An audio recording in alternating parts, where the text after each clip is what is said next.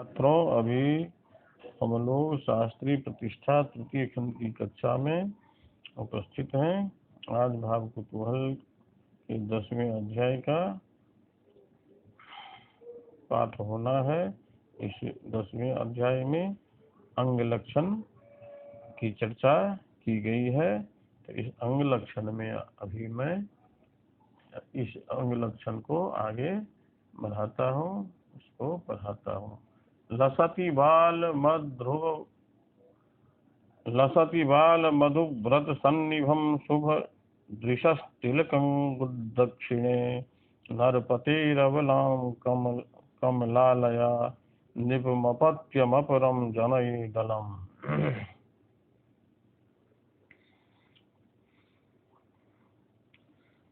शुभदृशः गुद्दक्षिणे बालमधुव्रतसन्निभं तिलकं लसति सा नरपतेरबला कमलालया नृपमपत्यमरम् अलम् जनयेत्। जस्य सुनेत्रायाः सुनयनायाः सुलक्षणायाः दक्षिण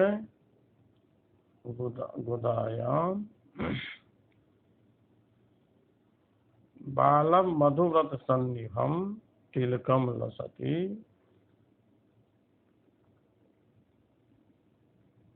सा नरपतेः अबला भवति कमलालया नृपमपत्यमरम् अलम् जनयेत्। पुत्र धन धान्य से धन्य धान्यान्विता भवति एतादृशा वाला जस्याः दक्षिण गुदायां बालं मधुव्रत सन्निभं तिलकम। अर्थात जिसे के दक्षिण गुदा मार्ग पर चूतर पर भ्रमर का छोटे छोटे भ्रमर के समान काला तिल हो, तो वह स्त्री नरपते अबला राजा की प्रियतमा होती है और कमलालया धन धान्य से युक्त होती हुई और नृपम अपत्यम अरम जले निश्चित रूप से राजपुत्र को उत्पन्न करती है। राज माता बन जाती है। इसके बाद मसकोपि च नासिकाग्रगामी सुदृशी मसकोपि नासिकाग्रगामी सुदृशी विद्र मकांतिरर्थदायी अलिपक्ष नवाभ्र रूपधारी पतिहंत्री किल पुंसली विशेषात्। जस्याः सुदृशी नासाग्रगामी विद्रुम कांति मसकोपि तदा अर्थदायी तथा अलिपक्ष नवाभ्र रूपधारी तदा पतिहंत्री विशेषात् किल पुंसली भवति। जिसे जस्या सुनयनायाः स्त्रियाः नासाग्रे रक्तवर्णस्य मशा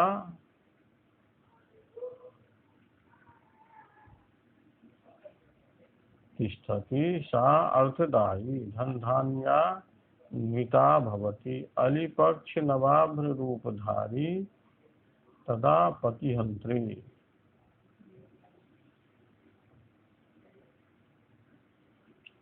यदि नासिकाग्र भागे कृष्ण वर्णस्य मसक चिह्नं स्यात् सा पतिहंत्री भवति विशेषात् पुंसली भवति व्यभिचारिणी भवति। जिस सुनैना की जिस स्त्री के नासाग्र भाग पर नासिका के अग्रभाग पर लाल मस्सा का चिन्ह हो, वह धन धान्य को बढ़ाने वाली होती है, और जिसके नासिका के अग्रभाग पर काला रंग का मस्सा हो, तो वह पति को नाश करने वाली होती है, खास करके व्यभिचारिणी होती है।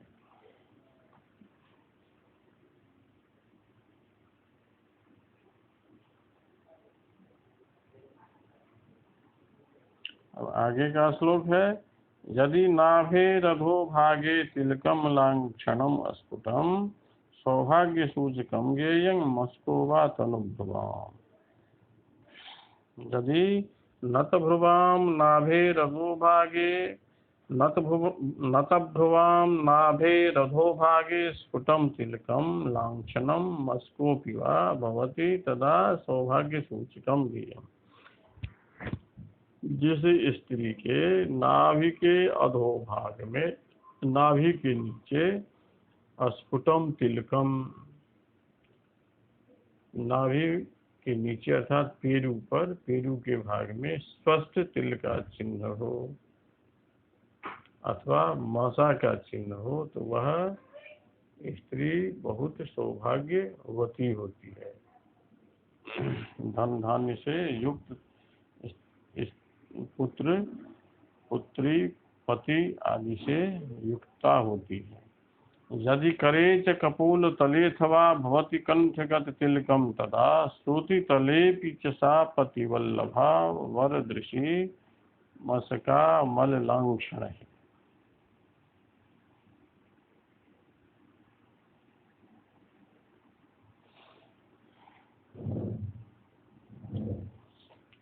अगला श्लोक है,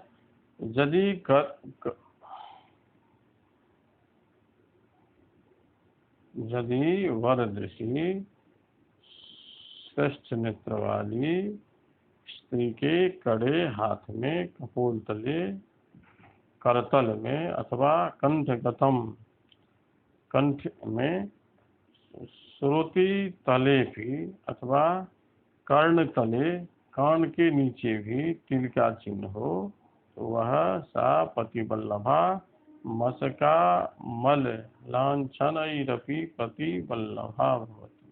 जैसे सुनेत्रा की हथेली में, गाल पर, कपोल पर, कंठ पर अथवा कान के नीचे तिल का चिन्ह हो वह सा पति वल्लभा, पति की प्रिया होती है।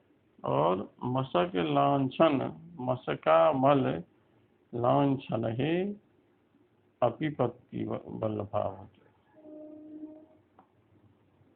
है। इस स्थान में, उक्त स्थान में यदि मसक का भी चिन्ह हो, कपोल पर, करतल पर, कंठ पर और कान के नीचे यदि मशक का चिन्ह हो अथवा तिल का चिन्ह हो तो वह अत्यंत सौभाग्यशालिनी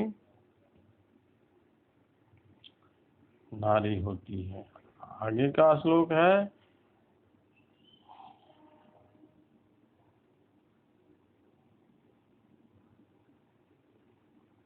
भालस्थेन त्रिशूलेन शंभुना निर्मितेन वै दस्याः साली सहस्राणामीशितामाप्नुयादरं। दस्याः भालस्थले शंभुना निर्मितेन त्रिशूलेन शोभिता सा वै अली सहस्राणामीशिताम् आदरमाप्नुयात्। दस्याः स्त्रिया ललाटे, भालस्थले ललाटे शंभुना निर्मितेन त्रिशूलेन मतलब त्रिशूलस्य रेखा स्यात्, सा सहस्र अलैः समन्विता भूत्वा आदरम आपनुयात्, आदरम प्राप्नुयात् अर्थात महारागी भवती। जिस स्त्री के ललाट पर त्रिशूल का चिन्ह हो वह हजारों सखियों से युक्त होती हुई महारानी की तरह जीवन व्यतीत करती है। किट किटे तिल कंकुरते मिथा शुभदृशा सैने तु रदावली महद मंगल माह विशेषतः प्रियतमे तनु लक्षण को विदाह।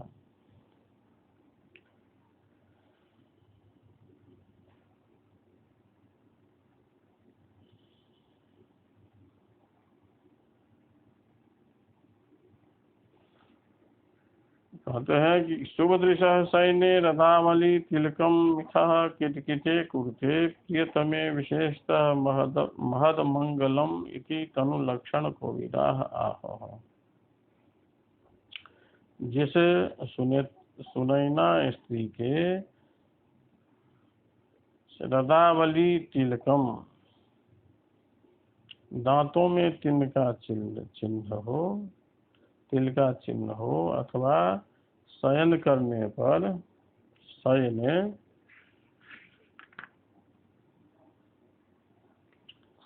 शयने तो किटकिटे कुड़ते, शयन करने के समय में दांत से आवाज निकलता हो, किटकिट का आवाज निकलता हो, तो वह प्रियतमे विशेषतः महत अमंगलम तनु लक्षण को विदा। मतलब जिसके दांत के ऊपर तिल का चिन्ह हो अथवा सोने के समय में दांत का से किटकिट का आवाज निकलता हो, वह उसके पति के लिए विशेष अमंगल कारक होता है। ऐसा लक्षण शास्त्र के जानने वाले पंडितों ने कहा है। तनु लक्षण को विदा आह। लक्षण शास्त्र के विज्ञाता पंडित ऐसा कहे हैं कि जिसे सुनैना स्त्री के रदावली में दंत पंक्ति में तिल का चिन्ह हो अथवा सोने के समय में दांत से किटकिट का आवाज निकलता हो, तो वैसी स्त्री अपने पुरुष के लिए अमंगलकारी होती है, अशुभ कारिणी होती है।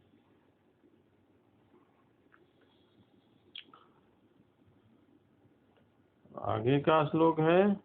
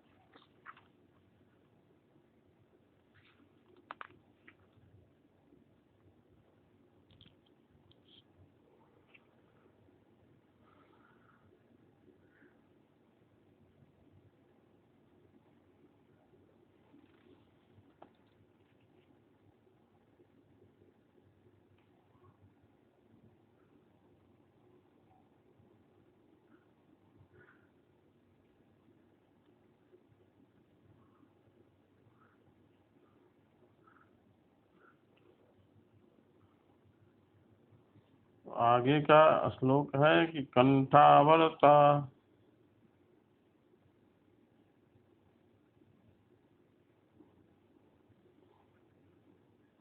भवति कुल्टा भर्तृहंत्री कुरूपा पृष्ठावर्ता कठिन हृदया स्वामी हंत्री कुलग्नि आवर्तो वा भवतु उदरद्वाविहैकोऽपि यस्याः सापि त्याज्या कृतिभिरविला लक्षणज्ञेषु दूरात्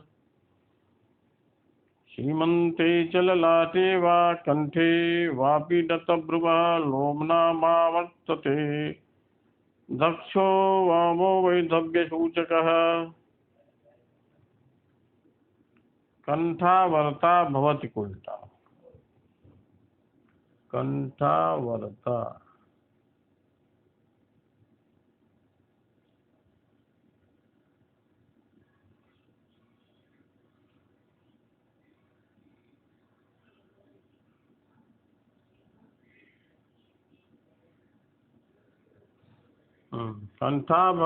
वर्ता भवति कुल्टा।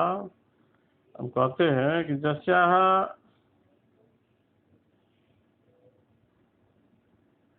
भरताः जस्याः स्त्रियः कंठावर्ता तदा कुल्टा भर्तृहंत्री कुरूपा भवति पृष्ठावर्ता कठिन हृदया स्वामी हंत्री कुलग्नि भवति द्वौ आवर्तौ उदरे भवतः एकोऽपि वा सापि अबला लक्षणज्ञ कृति दूरा त्याज्या। जिस स्त्री के कंठ में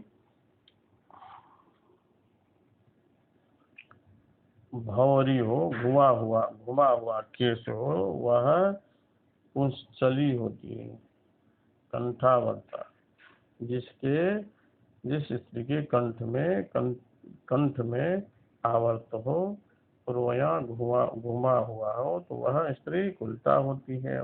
रात्रि हंत्री कुरूपा, पुंसचली होती है,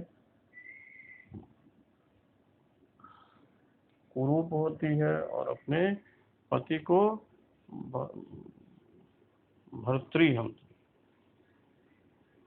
पति की हत्या करने वाली होती है। और पृष्ठावर्ता, जिसके पीठ पर भंवरी का चिन्ह हो, रोया घुमा हुआ हो, तो वह कठिन हृदय होती, कर्कशा होती है, कठोर स्वभाव की होती है। और स्वामी हंत्री, पति का घात करने वाली होती है और कुल का नाश करने को लगनी होती है। द्वौ आवर्तौ उदरे भवतः, अथवा एकः अपि, यदि यह भंवर, यह आवर्त उदर में दो हो अथवा एक हो, एक अथवा दो उदर हो, दो आवर्त का चिन्ह, दो भंवर का चिन्ह उदर भाग में हो, तो सापी अबला लक्षणज्ञ ही कृति दूरात किया गया, वह भी कुलक्षणा स्त्री होती है, दुर्भाग्य से युक्त होती है। तो ऐसी स्त्री का परित्याग करना चाहिए, ऐसा लक्षण शास्त्र के ज्ञाता का मत है। अर्थात जिस स्त्री के कंठ में एक भंवर का चिन्ह हो, वह उल्टा होती है, भर्तृहंत्री होती है, पतिहंत्री होती है और कुरूपा होती है। जिसके पृष्ठभाग में, पीठ पर एक आवर्त का चिन्ह हो, एक भ्रमर का चिन्ह हो, तो वह कठोर हृदय वाली होती है, कर्कशा होती है, अपने स्वामी की हिंसा होती है और कुल का नाश करने वाली होती है। आवर्तो व भवत उदरे, उदर भाग में यदि दो आवर्त का चिन्ह हो अथवा एक आवर्त का चिन्ह हो, तो वह भी त्याज्य होती है, वह स्त्री भी कुलक्षणों से युक्त होती है, दुर्भाग्य से युक्त होती है। तो ऐसी स्त्री का भी परित्याग करना चाहिए, ऐसा लक्षणज्ञ लाक्षणिक लोग अंग लक्षण को के ज्ञाता कहे हैं। अब कहते हैं कि सीमंते च ललाटे वा कंठे वापि नतभ्रुवः लोमनामावर्तको दक्षो वामो वैधव्यसूचकः। नतभ्रुवः सीमन्ते च ललाटे वा कंठे दक्षो वामोऽपि लोमनामावर्तको भवति तदा वैधव्यसूचकः। जिस स्त्री के केशांत स्थान पर, ललाट में अथवा कंठ के दाहिने भाग में भंवरी का चिन्ह हो, तो वह विधवा होती है।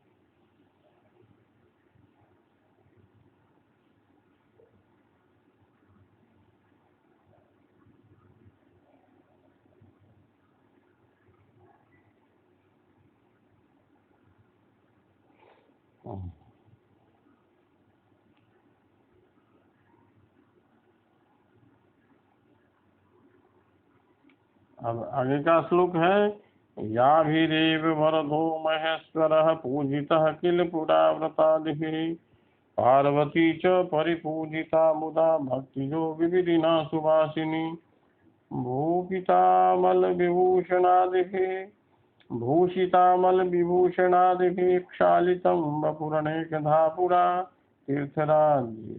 तीर्थराजपयसा भवन्ति ता लक्षणैरिह शुभाः सुलक्षणाः, याभिः पुरा व्रतादिभिः वरदः महेश्वरः किल पूजितः, तथा भक्तियोग विधिना मुदा पार्वती सुवासिनी च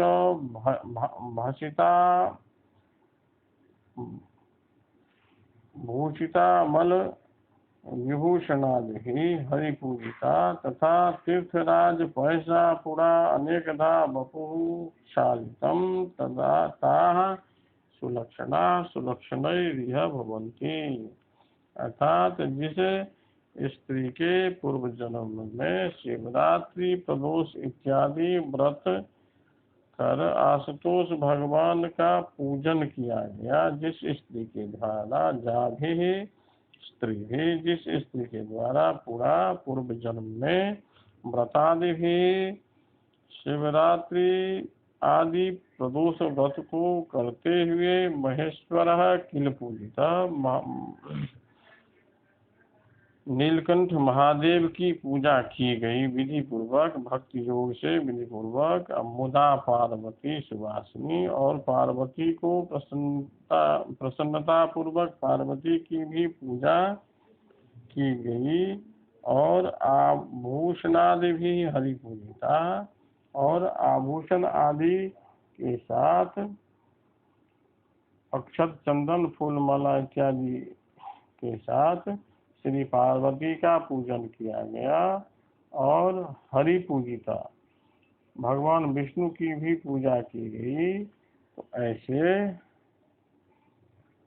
तीर्थराज पैसा पूरा अनेकधा वपुः क्षालितम और तीर्थराज प्रयाग में अनेक बार स्नान किया गया,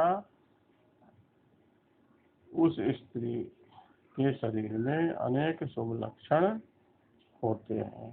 कहने का मतलब है कि पूर्व जन्म में जिसका कर्म अच्छा रहा, जो धर्म के मार्ग पर चलती रही, व्रत पूजा इत्यादि का आचरण करती रही, तो वह स्त्री अगले जन्म में जाकर के शुभ लक्षण से युक्त होती हुई सुख सौभाग्य को प्राप्त करती है।